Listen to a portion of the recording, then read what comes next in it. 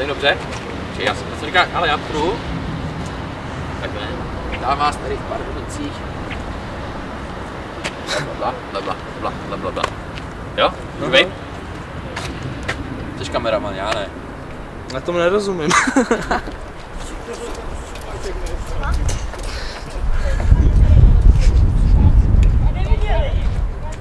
Vamos. Vítáme vás tady přímo v Pardubicích před plaveckém areálem.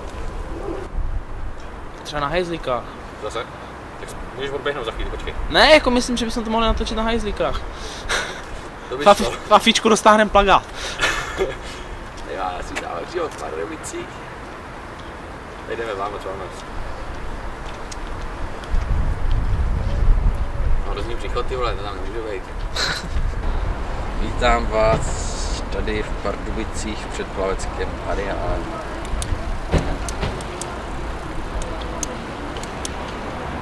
Vítám vás tady dneska v Pardubicích. Počkej, jo, no, vítám vás tady areále. Právě teď s námi, nebo tam víc. Co lepší?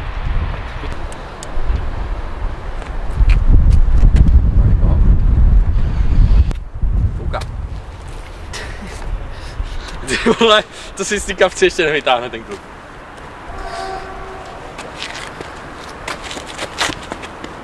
Dobrý, jak stojím dobře?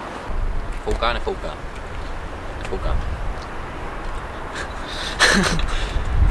Vítám vás tady dneska. Vidí to, jo? Máš ještě...